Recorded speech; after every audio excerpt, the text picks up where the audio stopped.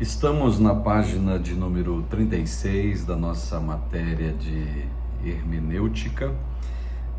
Algumas controvérsias sobre a interpretação do Antigo Testamento por Jesus. Bom, alguns teólogos defendem que, embora Cristo tenha validado os escritos da Antiga Aliança, isso não nos obriga a uma mesma postura. Entenda essa posição aqui. Segundo os que fazem tais afirmações, é possível que Jesus entendesse e usasse as histórias do Antigo Testamento não como fatos reais, mas apenas com a finalidade ilustrativa. Observe isso aqui, é polêmico esse ponto aqui. Podemos afirmar que Jesus fez uso da história para esclarecer determinados assuntos. Desse modo, a maioria dos exemplos que ele usou só faz sentido ser compreendidos como acontecimentos históricos que foram reais.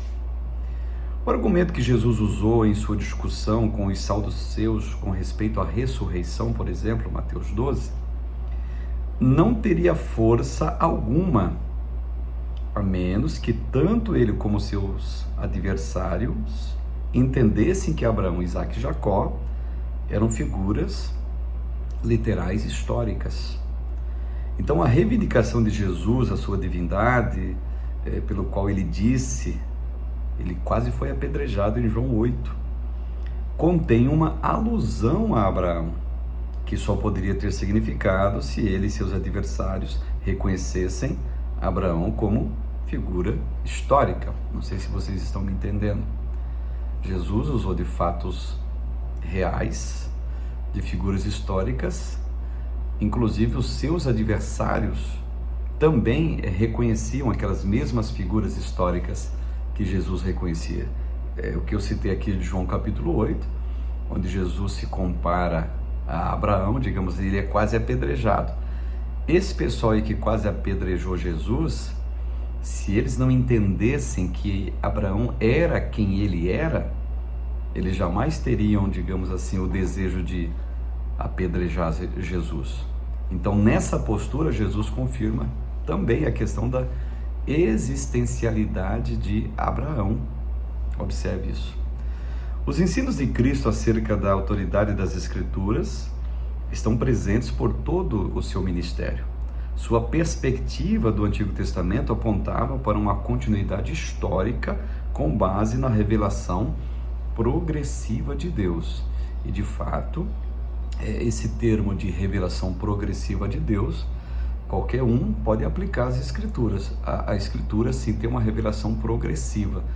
Começando em Gênesis, ela vai progredindo, termina a Antiga Aliança, entra na Nova Aliança e ela vai progredindo enquanto revelação até chegar no último livro da Bíblia, que é o Apocalipse. Então, portanto, sim, a revelação de Deus, biblicamente falando, é uma revelação progressiva.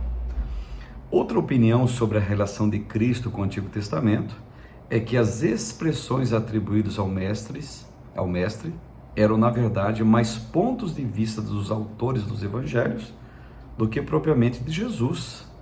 Então, aqui nós estamos tratando de controvérsias sobre a interpretação do Antigo Testamento por Jesus. Aqui está outra controvérsia, tá? A verdade é que alguém que acredita nessa ideia inevitavelmente põe em dúvida a historicidade do próprio Cristo. É como se afirmar que a comunidade cristã criou Jesus e não o inverso, que Jesus que criou a comunidade cristã. Vocês estão me entendendo? Então, portanto, é mais coerente afirmar que o conhecimento e o uso que Cristo fez das Escrituras condicionou o entendimento e o uso que os seus seguidores fizeram da mesma. Vocês entenderam? Não há evidência histórica de que pessoas simples como os discípulos poderiam interpretar o Antigo Testamento com tanta clareza sem a participação de Cristo. Ou seja, nós estamos falando de Cristo, a personificação da palavra, a própria palavra ou o verbo que se faz carne, interpretando passagem do Antigo Testamento, atrelando a sua pessoa, e os discípulos, meros pescadores que não tinham conhecimento aprofundado das Escrituras, eles jamais poderiam fazer isso sem o adendo de Jesus, sem o sancionamento de Cristo, sem a fala de Cristo, sem as expressões deles. Então o que está registrado não é uma opinião de Mateus acerca das falas que está em Cristo, é o próprio Cristo falando de si mesmo e Mateus registrando isso no seu evangelho, só para ficar nesse exemplo apenas. Então esse é o ponto. Página 37, métodos de Cristo interpretar o Antigo Testamento, ou seja, como é que Jesus interpretava a antiga aliança. Bom, Cristo estava inserido em uma época de vários segmentos dentro do judaísmo, várias alas existiam, né? Os grupos existentes divergiam acerca de diversos pontos nas Escrituras, principalmente por utilizarem métodos diferentes para interpretarem os textos sagrados. Já vimos alguma coisa sobre isso. Enquanto alguns tendiam a um liberalismo exagerado, outros buscavam um sentido mais profundo por meio da alegorização. Então, quando Cristo fazia a aplicação do registro histórico, ele extraía do significado normal do texto, contrário ao sentido alegórico. Ele não demonstrou nenhum interesse em dividir as Escrituras em um nível superficial fundamentado no sentido literal do texto e uma verdade mais profunda baseada em uma ideia apenas mística.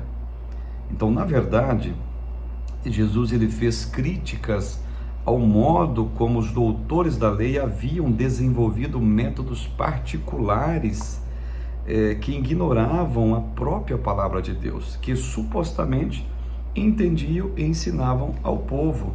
Agora observe aqui o debate ou embate de Jesus com os tais, o termo grego para doutor da lei, o tal dos nômicos.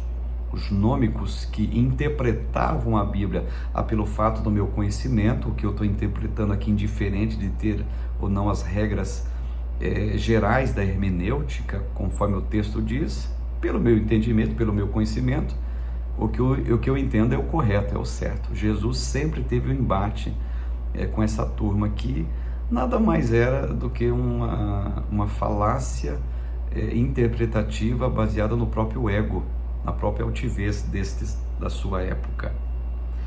Então podemos observar nos evangelhos que a interpretação do Antigo Testamento por parte dos líderes religiosos contemporâneos de Jesus atendia à conveniência daqueles homens que intentavam manipular as pessoas simples e sobrecarregá-las com jugos pesados. Cristo acusou aqueles líderes, olha só, em Mateus 23:13, de fecharem a porta do reino dos céus.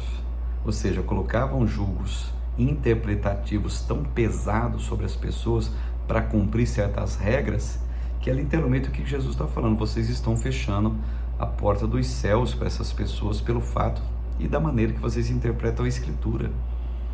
Irmãos, um detalhe, será que essas coisas acontecem nos dias de hoje?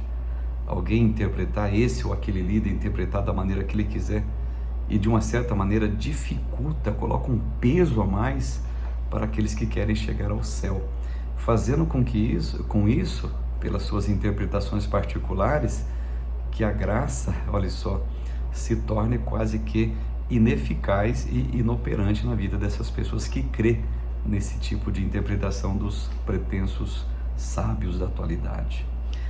Página 38, é importante enfatizar que mesmo os escribas e fariseus querendo acusar Jesus de algo, jamais conseguiram encontrá-lo fazendo uso das Escrituras de modo ilegítimo. Perda de tempo, viagem insólita, tentar fazer alguma pegadinha capciosa para Jesus usando as Escrituras. Até o diabo tentou isso na tentação do deserto, observe. No entanto, o mestre os acusava de acréscimos e interpretações errôneas, colocavam na Escritura aquilo que não estava na Escritura, e o erro das interpretações que eles faziam. Em diversas vezes, Cristo chama a atenção para o rigor da lei por parte dos líderes religiosos da sua época, como fruto de uma visão extremada. Estes eram os moralistas, conforme a gente já tratou em vídeos e aulas anteriores, que se apresentavam à época dele. Os apóstolos e o Antigo Testamento, página 38 ainda. Quando lemos os primeiros escritos do Novo Testamento, observamos imediatamente a intenção dos escritores de mostrar Cristo como cumprimento das profecias que haviam sido feitas acerca do Messias. Essa seria a ênfase das pregações da era apostólica. Quando a gente fala de era apostólica, vamos entender que é da morte de Cristo até a morte do apóstolo João. A partir da morte de Cristo, inicia-se, por assim dizer, a era apostólica. E vamos colocar dessa forma: a primeira pregação apostólica, evidentemente, é Atos capítulo 2.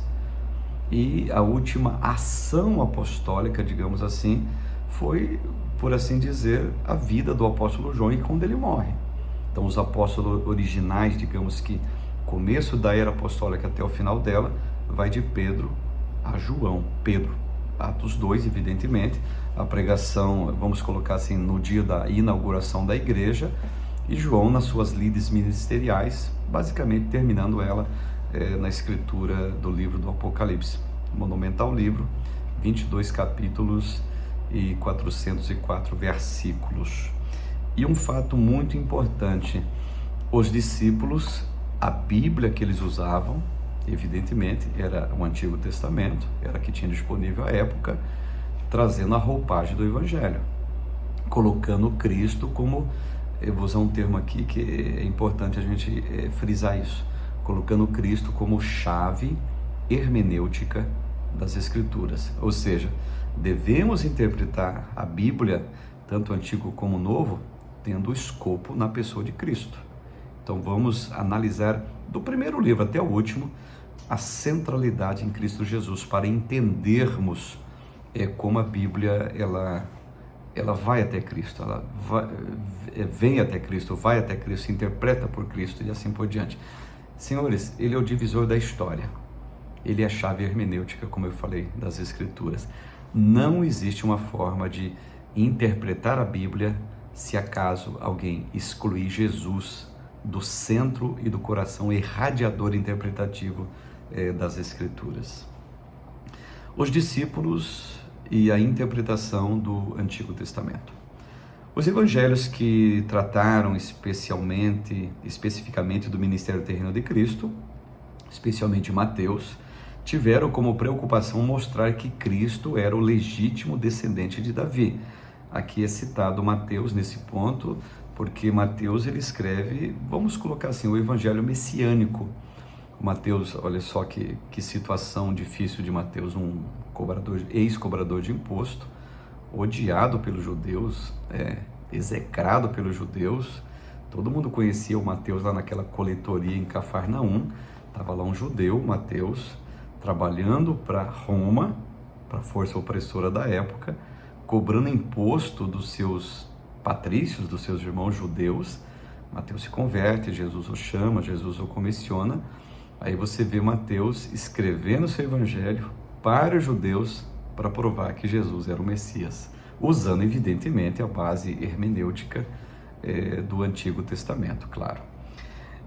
No primeiro capítulo, o escritor já trata de mostrar a genealogia que confirma o mestre como herdeiro do trono davídico. Estou falando aqui de Mateus, e a forma com que os discípulos, de certa forma, encaravam o Antigo Testamento. Encaravam como palavra de Deus e como plataforma de interpretação desta palavra na pessoa de Jesus.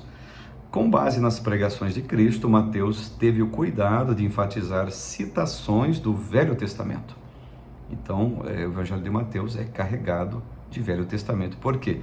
Tem que ter Velho Testamento nele, tem que ter a Antiga Aliança interpretando a luz de Cristo para provar, evidentemente, aquilo que eu já falei para vocês, escrevendo aos judeus que Cristo era o Messias esperado, o Messias aguardado.